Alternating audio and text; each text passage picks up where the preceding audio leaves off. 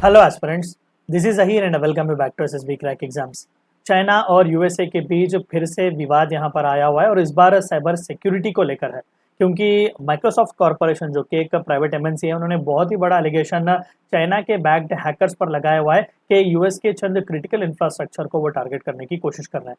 तो आज के इस वीडियो में हम उसी से रिलेटेड इन्फॉर्मेशन डिस्कस करने की कोशिश करेंगे। तो आइए वीडियो को शुरू करते हैं।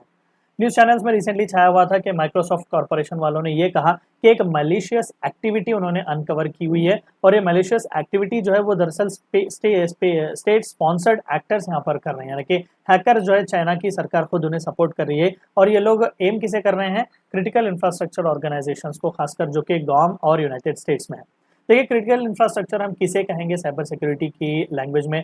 रोज़मर्रा की ज़िंदगी में जो सोसाइटल नेसेसिटीज़ चलने के लिए बिना किसी प्रॉब्लम के जो कोई भी इंफ्रास्ट्रक्चर है उसे हम कह सकते हैं, जैसे कि आपका वाटर फैसिलिटी हो गया, ट्रांसपोर्टेशन हो गया, रेलवेज, रोडवेज, नेटवर्क्स, आपका कम्युनिकेशन सिस्टम्स हो गया। यानी कि क्रिटिकली जो कोई भी इंपॉर्टेंट है एक कंट्री के चलने के लिए और एक कंट्री के दूसरे कंट्री को कनेक्ट होने के लिए, उसे यहाँ पर टारगेट किया जा रहा है। और यहाँ पर गॉम जो कि यूएस की ही एक टेरिटरी है, वहाँ पर बहुत ही इंपॉर्टेंट सा एक मिलिट्री बेस है यूनाइटेड स्टेट्स का। तो वहाँ पर क्रिटिकल इंफ्रास्ट्रक्चर ऑर्गेनाइजेशंस को टारगेट किया जा रहा है, मैं उसके बारे में आगे बताऊंगा। माइक्रोसॉफ्ट वालों ने ये भी असेस किया कि वो मॉडरेटली कॉन्फिडेंट है कि इसके पीछे वोल्ट टाइफून कैंपेन है। अब ये वोल्ट टाइफून कैंपेन क्या है, हम इसके बारे में थोड़ा बहुत आगे बढ़ेंगे, लेकिन फिलहाल के लिए ये कहा जा रहा है कि ये जो ग्रुप ऑफ हैकर्स हैं वो डेवलप कर रहे हैं चंद ऐसे कैपेबिलिटीज़ के जिसकी मदद से वो डिसरप्ट कर सकते हैं क्रिटिकल कम्युनिकेशन इंफ्रास्ट्रक्चर को, खासकर यूनाइटेड स्टेट्स और बाकी के एशिया के रीजन में, अगर फर्दर किसी भी तरीके का क्राइसिस यहाँ पर आता है। खुले तौर पर यहाँ पर चेतावनी इस बात की दी जा रही है कि चाइना बिकॉज ऑफ ताइवान में यूएसए जो अपना हाथ पैर डाल रहा है, बिकॉज ऑफ दैट चाइना कहीं ना कहीं यूएस को पूरी तरीके से एशिया से ही काटने की कोशिश कर रहा है। This is what the serious allegation could be all about. अब थोड़ा बहुत हम इस वोल्ट टाइफून के बारे में बात करते हैं। देखिए, वैसे तो वोल्ट टाइफून जो है वो एक एक्सोटिक इलेक्ट्रिकल स्टॉर्म का नाम है, लेकिन रिसेंटली इसे एक ग्रुप ऑफ अनोनिमस हैकर्स को जो है वो दिया जा रहा है, या फिर एक कैंपेन का नाम इसे दिया जा रहा है जो कि यूएस के क्रिटिकल इंफ्रास्ट्रक्चर को टारगेट कर रहे हैं।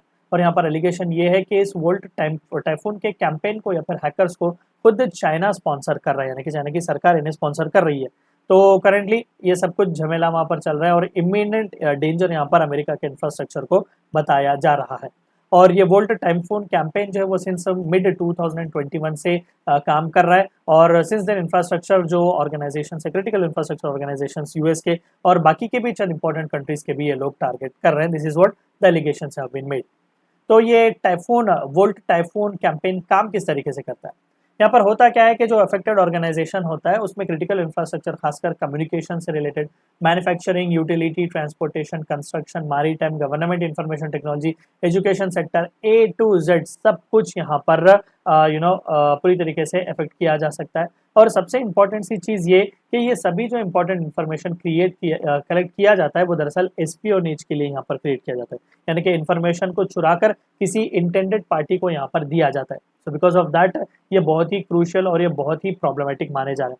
और इन लोगों की खासियत यह है कि ज़्यादातर ऑब्जर्वर्स ने जो यूनिक बिहेवियर यहाँ पर इस वोल्ट टाइफून का देखा हुआ है वो ये कि ज़्यादा देर ये डिटेक्ट नहीं होते। एज लॉन्ग एज पॉसिबल वो खुद को रेडार के ऑफ ही रखने की कोशिश करते हैं, क्योंकि इनका ऑब्जेक्टिव जो है वो ये होता है कि स्ट्रॉन्ग एम्फोसिस ये लोग स्टेल्थ पर रखते हैं अपने इस कैंपेन पर, यानी कि ऑफ द राडार ये लोग काम करते हैं, राडार इन्हें आसानी से पकड़ भी नहीं सकता। और ज़्यादातर जो हम रोज़मर्रा की ज़िंदगी में देख रहे होते हैं कि living of the land technique ज़्यादातर इस्तेमाल करना, कीबोर्ड एक्टिविटी वगैरह से ये लोग दूर होते हैं।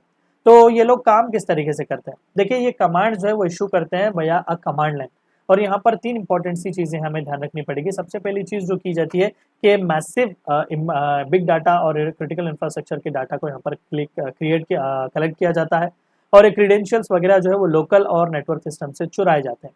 दूसरा, इस डाटा को एक आर्काइव फाइल में रखा जाता है ताकि बाद में उसे स्टेज कर सके, एक्सट्रैक्शन कर सके और जो इंटेंडेड पार्टी है उसे दे सके।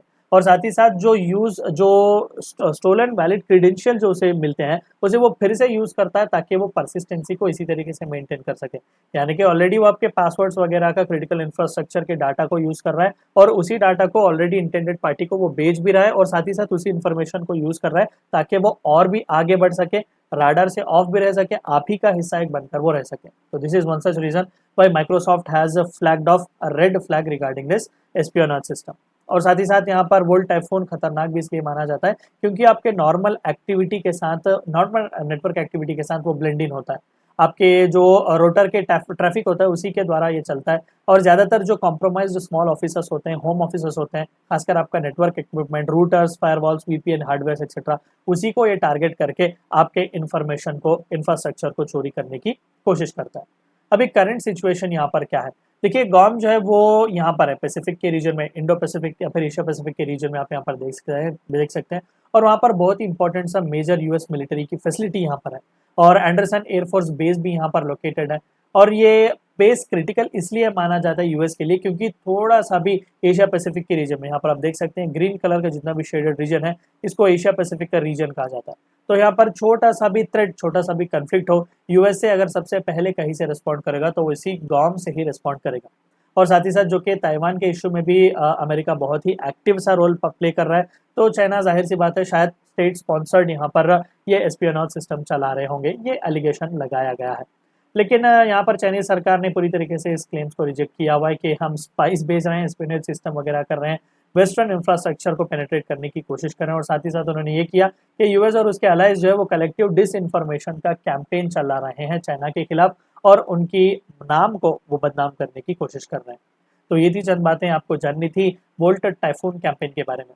वीडियो को एंड करने से पहले आप सभी को एक और बार याद दिला दूं कि एसएसबी क्रैक एग्जाम्स के पास एसएसबी इंटरव्यू से related full fledge online course available है। हर महीने इसके नए बैचेस स्टार्ट होते हैं, प्रेफरेंस के साथ में इन्फॉर्मेशन जरूर शेयर कीजिएगा। Apart from that we provide you courses like NDA, CDS, AFCAT, territorial army, ACCMNS and Warrior 10 is a code which you should use so that you get 10% discount.